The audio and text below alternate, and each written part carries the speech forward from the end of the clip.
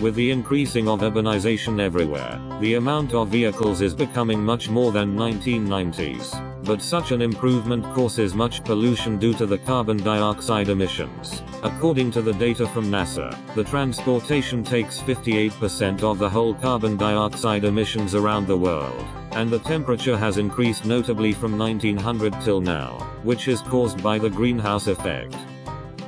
Then, we realized that the more we use our private vehicles in our daily life, the more we hurt our planet. So, we started to pay attention to this problem, by using more public transportation instead of private vehicles. But, is the public transportation the best way to avoid polluting the air?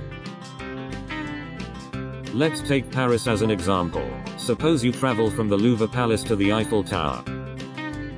If you travel by car, normally it will take you 15 minutes to drive, plus the unknown parking time and others, and it can cause 683 grams carbon dioxide emissions. If by public transportation, it will take you 27 minutes, plus the unknown waiting time, and the carbon dioxide emissions are 327 grams. But if you travel by foot, it will take you 30 minutes in total, and cause nothing. At the same time, you will profit more by being eco-friendly, healthy, and the amazing views of this charming city. Let's do some calculations.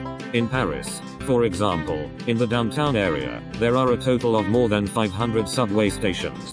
Metros keep running more than 18 hours every day, and the average flow of each station is 20 metros per hour, and with each arrival, the metro will emission 2 grams of carbon dioxide. Then total emissions of the Paris metro system are at least 360,000 grams per day.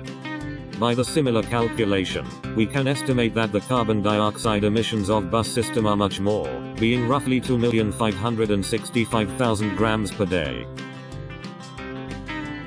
According to a rough statistic, the daily carbon dioxide emissions of Paris public transport system are 2,925,000 grams, and 1,067,000,000 grams a year, and it can be a huge pollution for our planet. Assuming that we reduce 1% of carbon dioxide emissions by reducing 1% of our chances for taking transportation per day, we can reduce 10,676,250 grams per year in a city such as Paris. And if 100 cities around the world do so, they will be able to reduce a huge amount, and the number would be equivalent to annual number of carbon dioxide emissions in Paris. Finally, our planet is definitely going to be cleaner.